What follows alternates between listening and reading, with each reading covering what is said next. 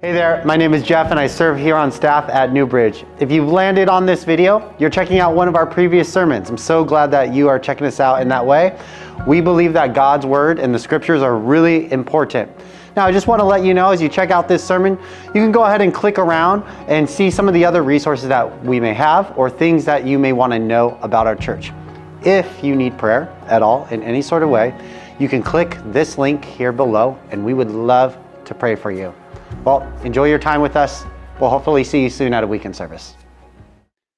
What a powerful thing to think that here we are in this church in Olympia, and there are others gathering in Olympia and throughout Washington, throughout the U.S., and all throughout the world. Today, many looking at this very scripture that I'm going to read to you right now. This is found in Matthew chapter 21.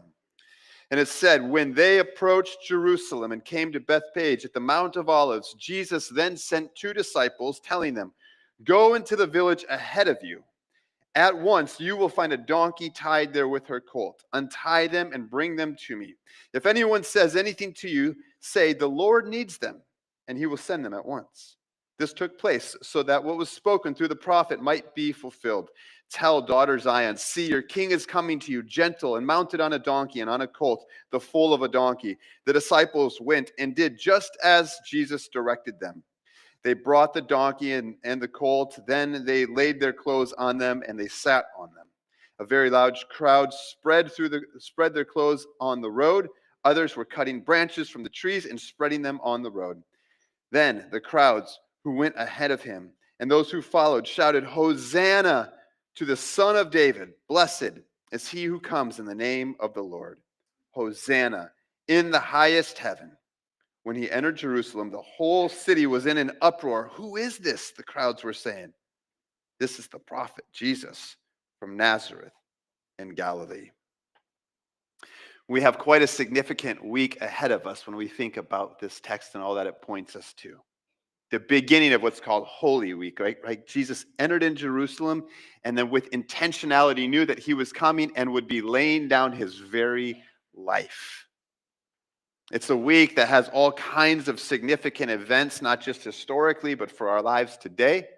It's a week for us as a church that we're going to enter into with some real intentionality. I'm really excited. I'll tell you some more about it. I'll remind you, if you have heard about it, I'll talk to you some more about it later on in the message. But what we see right here, and we'll revisit in a bit, is as Jesus entered into Jerusalem, the people filled with anticipation, with expectation, began to shout words of worship and hope in Jesus. Hosanna to God in the highest. And they are waving their palm branches. There's all kinds of things that they're expressing, political hopes and aspirations that Jesus would fill. And what this just points us to is something we see all throughout Scripture, something that we know and we experience within ourselves, and that is that we were made to worship. We were created to worship. Now, you can look at that a number of ways. You can look at that through, like, we worship through song, but you don't even need to define that quite so narrowly. You don't even need to define it religiously. I mean, worship really is whatever ultimately we have to be happy, fulfilled, or secure. Right? It's whatever you put your trust in and wherever you find your sense of identity and worth. This is worship. So people worship all kinds of things when you look at it through that perspective, right? We worship our hobbies, can worship sports teams, worship careers, families, achievements, material possessions, a political party, a politician, placing our hope and trust that these things will deliver and bring that significance, that security that we're looking for. And you probably know what that's like in your own life. You just have to look and say, what is it that I'm giving my attention to, that I'm giving my energy to, that I'm giving my resources to? Where is it that I find affects my moods up and down? And you begin to recognize that there are these different objects of worship in our lives. Religious or not, we are worshipers. It's not a question of if you worship, it's more a matter of what or who do you worship. And there's a reason for this. It's that we were created by God to worship him, to be in relationship with him. It's an innate part of what it means to be human. And yet, in our brokenness, every single one of us, instead of worshiping the God we were created by and for, we worship all kinds of other things instead.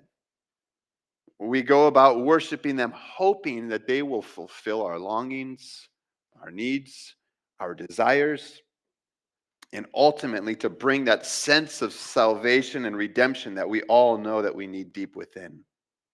We know within ourselves that there are certain things we were created for. We know that we were created to experience secure and safe love.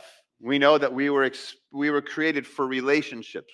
We know that we were created to have purpose in our lives. We know these things. And so we go looking for them, but oftentimes in our brokenness, we go looking for them outside of Jesus. And then much of the wandering in our lives is in pursuit of and a result of these different objects of worship that we have.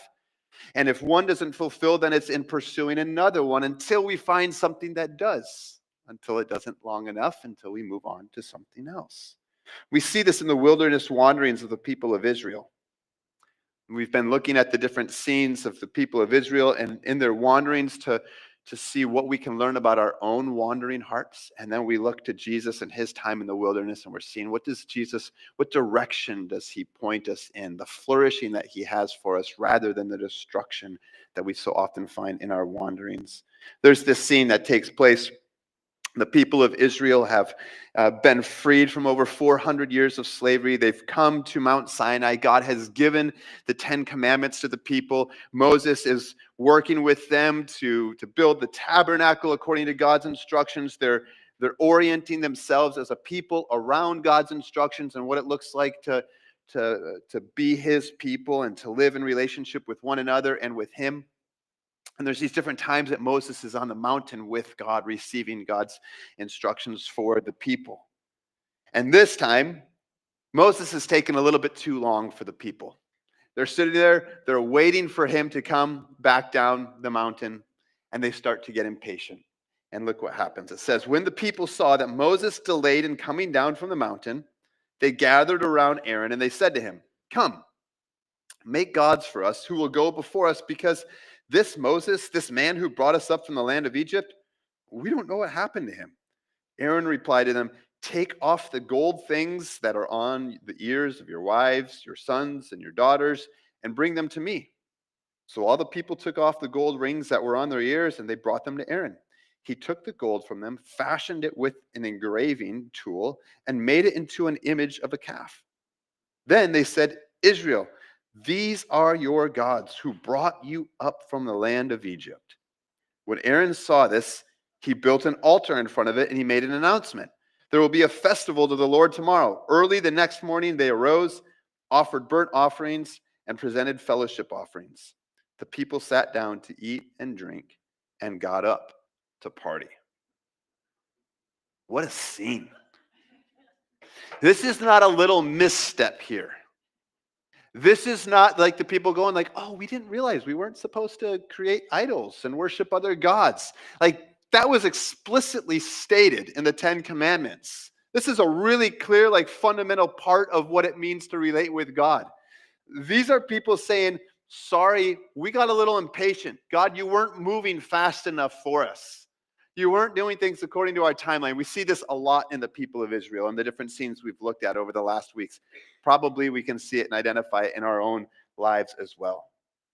And it's amazing how we will respond when we get impatient, when God doesn't do things according to our ways or our timeline, or when we have these expectations, when our hearts begin to just are allowed to just wander and pursue their desires, where they'll take us.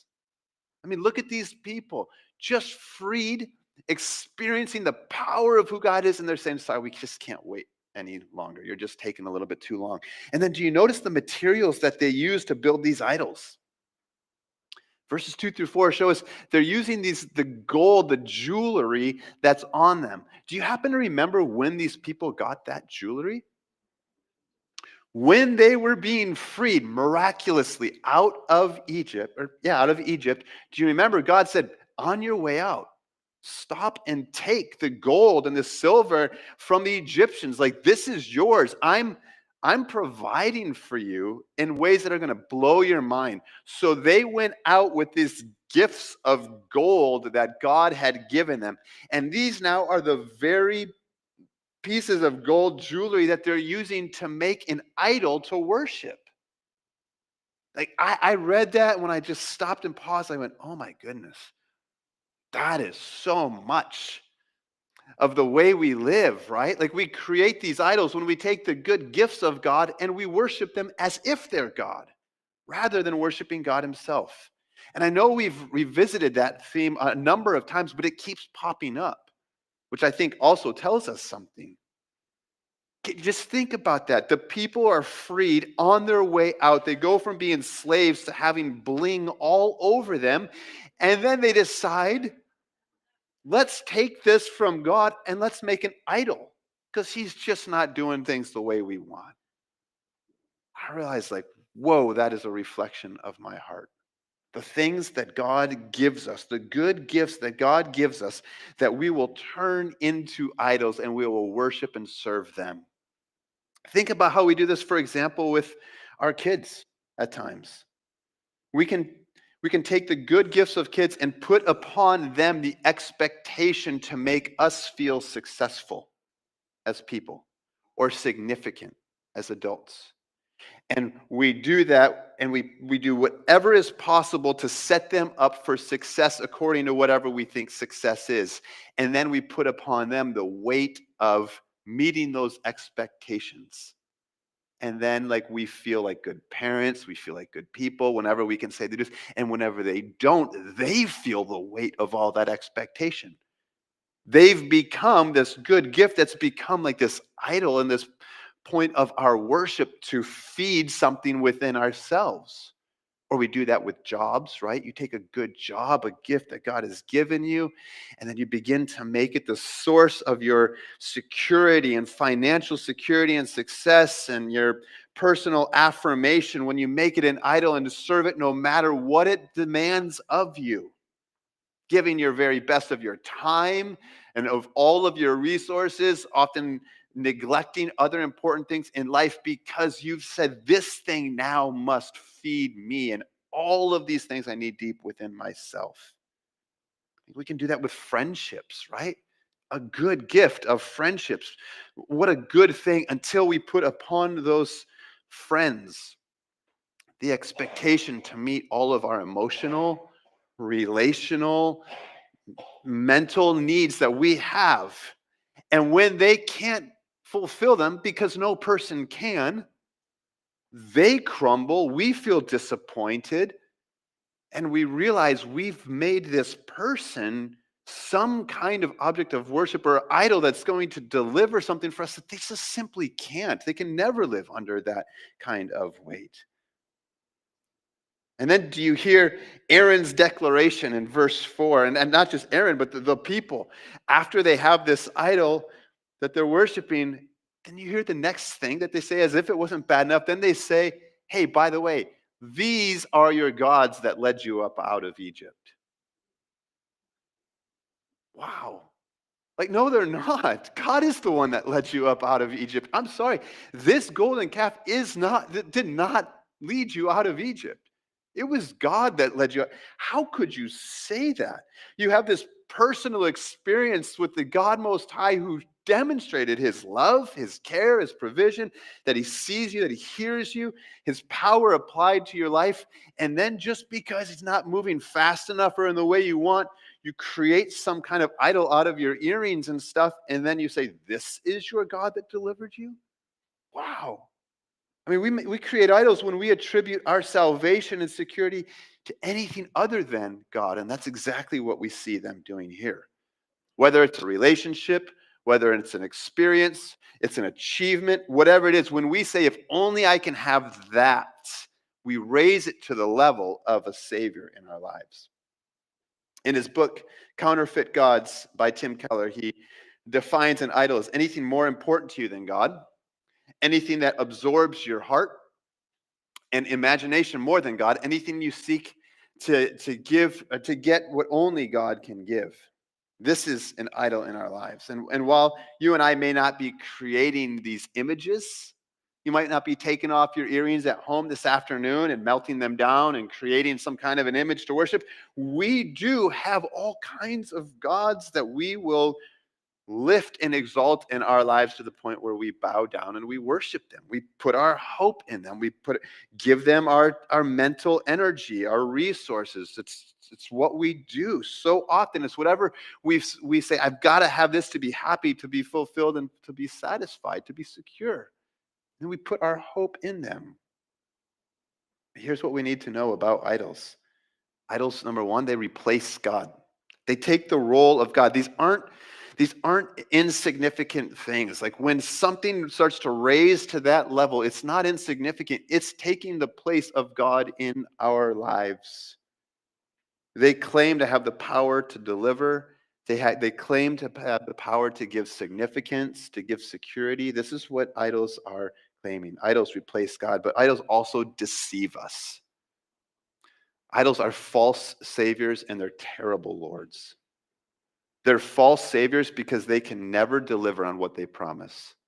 And they're terrible lords because they will destroy us. Not only can they not deliver, but in their attempt to deliver, they will actually destroy us. Idols will deceive us.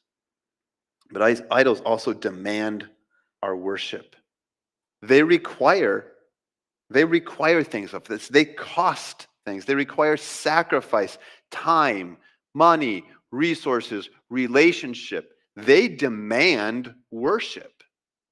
It's not like it's this passive, insignificant thing.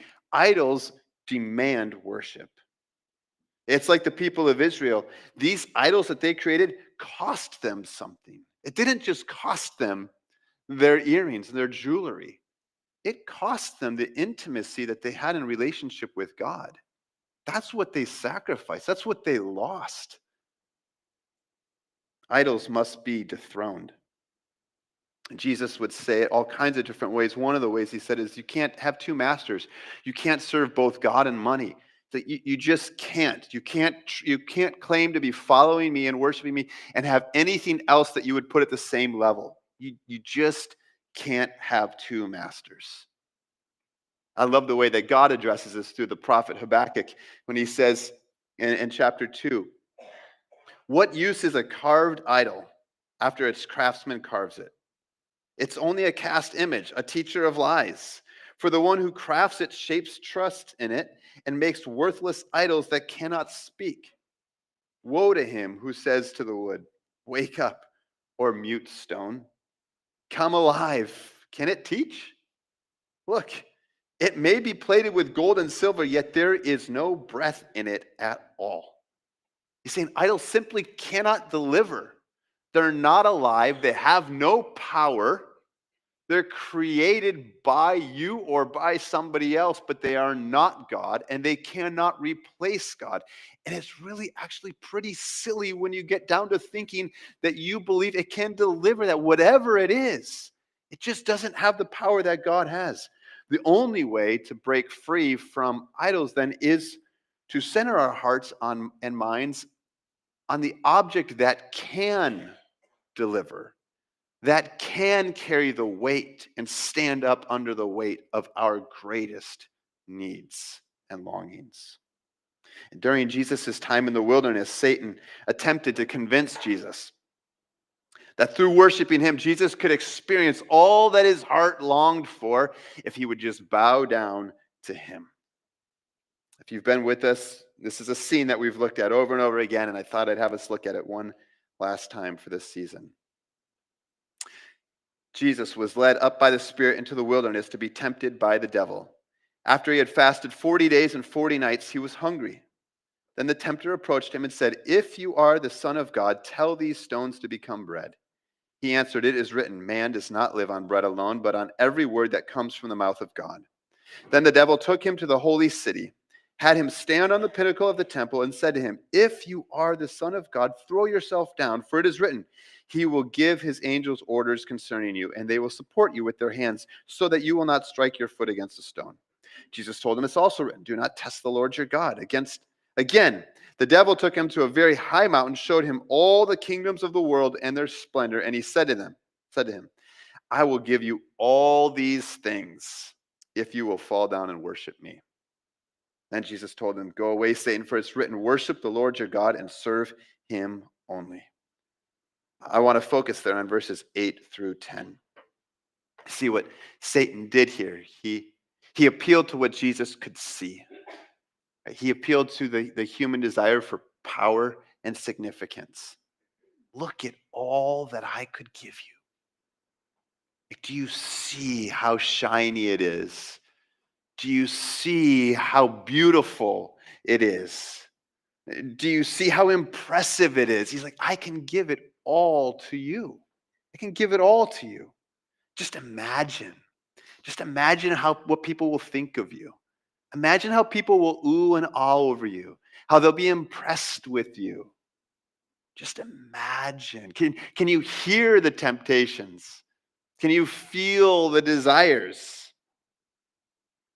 Satan says, I can give that to you if you just bow down and worship me.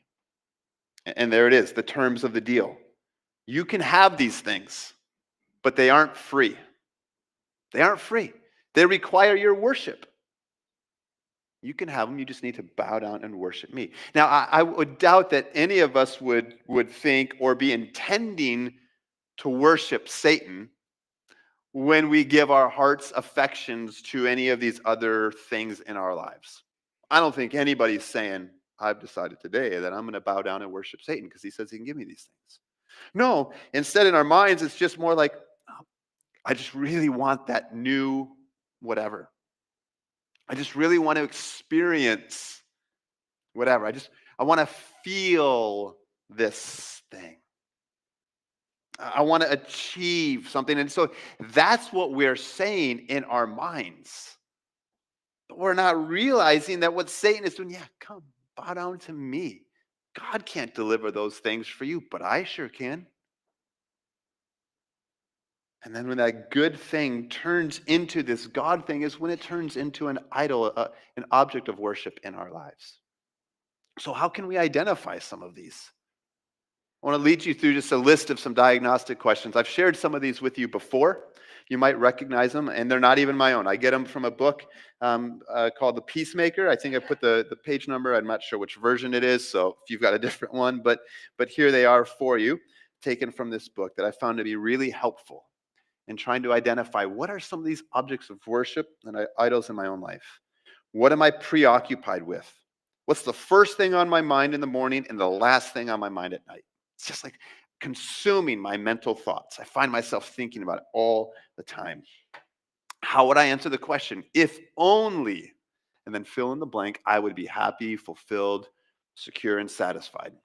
If only I could achieve, if only I could have, if only I could experience, then this might be an indication that this has moved to the level of an idol in your life.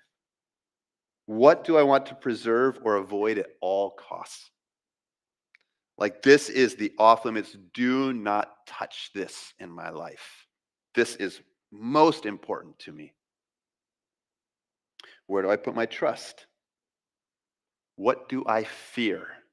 I can remember before we moved overseas, we were meeting with some mentors and people who were helping us to prepare to go overseas. And we were talking about all the different things and the different things that we were afraid of, the different things we were excited about. And one of the things that they said that was really wise, really helpful, they're saying that, the thing that you fear most, just know that that's what Satan will go after. Because if you raise it to the level that this, I fear so much, don't have it, or else I'm out, I'll bail on the mission, I'll bail on God, I'll bail on the relationship, whatever it is. This is so important to me. You mess with this, like all bets are off. He's saying, just know that's what he's going to come after, to try to keep you from being effective, to try to keep you from walking with the Lord. And he said, and he was right, and he wisely said, you know what? A lot of times it is for parents with young kids, it's their kids. It's a good thing. It's a good thing to love your kids. It's a good thing to want to protect them from any harm and safety. But do you really think you're going to go on the mission field? you don't even have to go overseas. Do you really think they're never going to experience anything hard? Do you really think they're never going to suffer? They're never going to let you down? He's like, just know, if that's your bottom line, Satan's coming at it. Whatever you fear most, he's like, just know that will be a focus of his. What do I desire? When a desire is not met, do I feel frustration, anxiety, resentment, bitterness, anger, or depression? I've got this desire, and if it's not met, man, all this emotion comes up in me, all these reactions. And then is there something I desire so much that I'm willing to disappoint or hurt others in order to get it, in order to have it? I'm willing to step on you. I'm willing to bend ethical, lines. I'm willing to lie. I'm willing to cheat. I'm willing to hide. I'm willing to be secretive. I'm willing to be mean. I'm willing to be whatever it takes to get that. I'll do it. Idols, let me say again, are false saviors, and they are terrible lords. They cannot deliver on what they promise. And not only that, they will destroy you in the process of worshiping them and pursuing them. Think about all that we will trade for the idols of success, for approval, for financial security, for intimacy.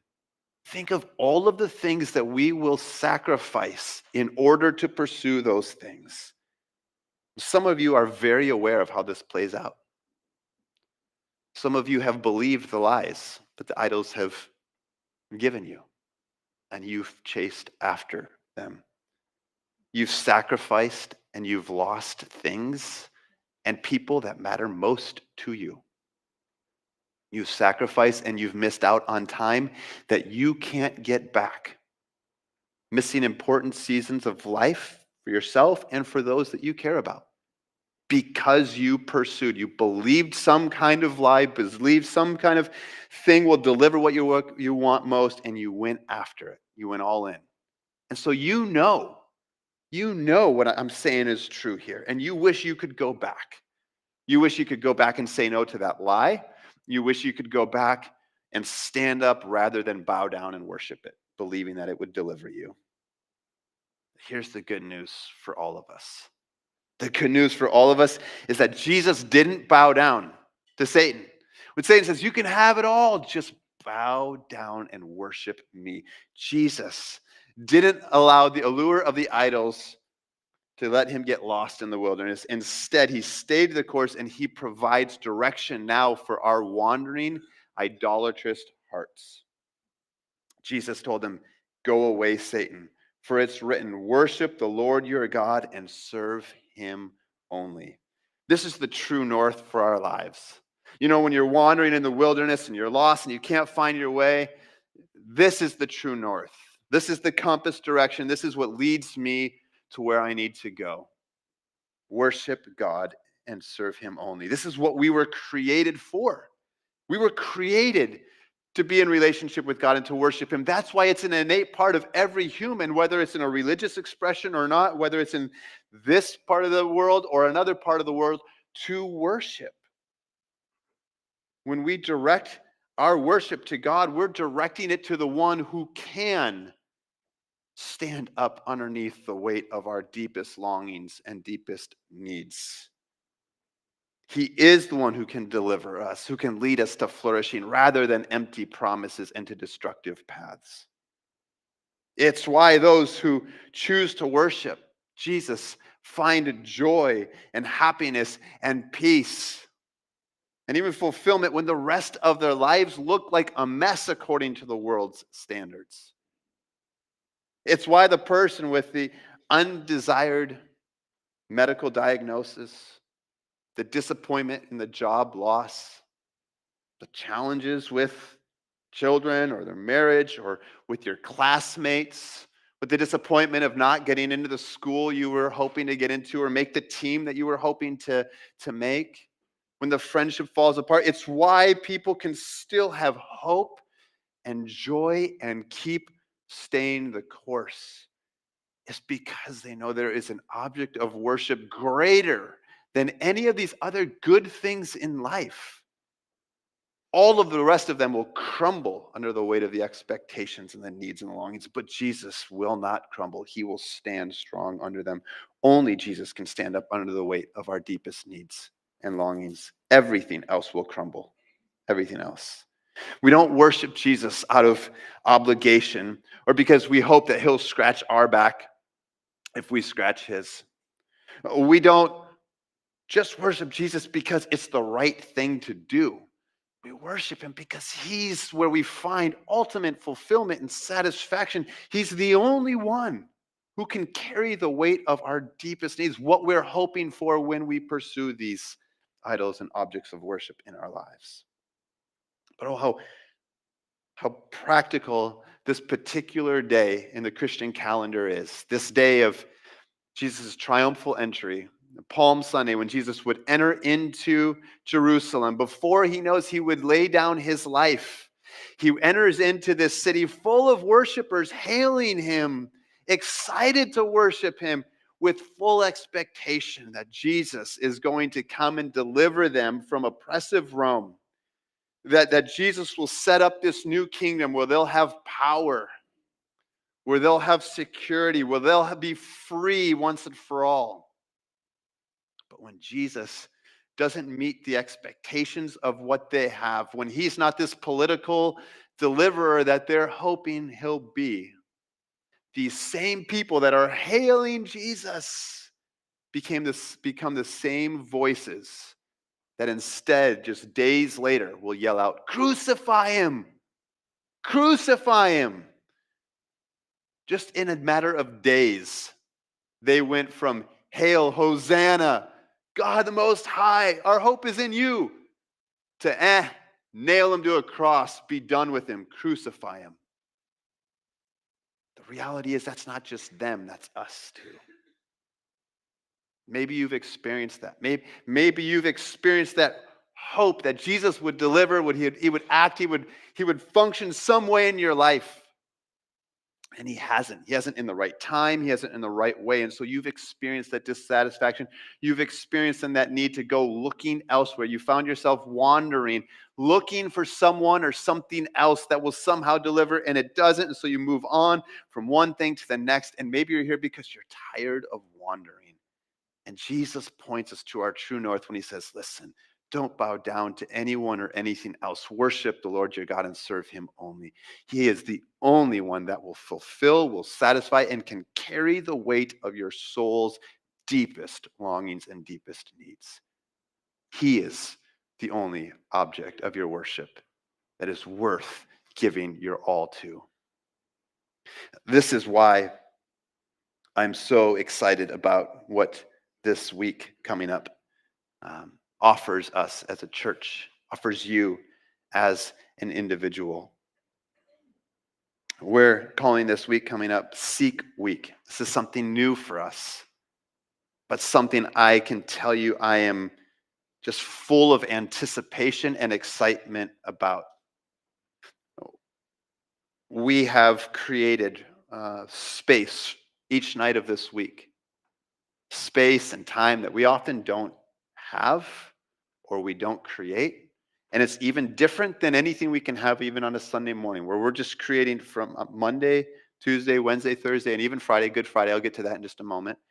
Where we're going to create space to seek God individually and together in prayer and in worship. 6:30 to 7:30, Monday, Wednesday, Friday, there's childcare here for you. And each night will have a different theme. But before I get to the theme, here's what I want to say. The reason I'm so excited, the reason I want you to come and to be a part of this is not just because, hey, we want to feel good about how many people show up, or we've got this program. We thought this would be really neat. This would be kind of a fun way to approach Good Friday and Easter. Now, it's because I think we can really expect God to move powerfully in these nights. Not that I can tell God what to do, but I do know that God loves when we seek him. God says that through us, seek me and you will find me. Cry out to me and I will listen. Open your ears and your heart to me and I will speak. Loosen the grip of control and I will move powerfully. so we can expect and we can move into this week with great anticipation that God, your spirit will stir and move among us in ways that we can't really know right now. We certainly can't predict. We can't program it. We don't know. All we know, God, is we're going to come and we're going to seek you. We're going to have space to pray to you, to listen to you, to lift our voices and worship to you. We're going to be able to pray for other people. We're going to be able to receive prayer. God, these are the things that we believe please your heart, and we're asking, would you move in powerful ways? And I believe this will be a week that we'll look back on as a church and say, wow, God did something and he started something there that's changed me and us since. Look, we will be different, I really believe. Because I also believe that part of what he's going to do is he's going to stir in us a heart that's going to continue seeking him in those ways. Not just like that was good, got through the week, but he's going to create a hunger and he's going to draw a depth in relationship. I believe this. So I want you to be a part of that. Here's what we're going to be looking at these nights. Monday night, our theme is revival, personal revival for families, for our church, and for our city. Okay, this is where we're going to start on Monday night. Tuesday night, the focus will be confession and lament. Wednesday night, restoration and healing. Thursday, freedom. There'll be a different person facilitating prayer and different people leading worship each night. You can come to every night. You can come to just one of the nights. The reason I'm giving time in a sermon like this is not like an advertisement. It's to say this is what this scripture points me to. Our hearts are idolatrous, wandering, worshiping Jesus. You're our true north. Would you bring us back to focus on you? Again, there is childcare Monday, Wednesday, Friday, if that's a challenge for you. Friday, Good Friday. I'm really excited about Good Friday. We're going to have a service unlike one I've been a part of before. It's going to be an incredibly reflective time and a time that I think will truly help prepare us both for the gravity and the significance of what Friday represents, the day that Jesus went to the cross on our behalf.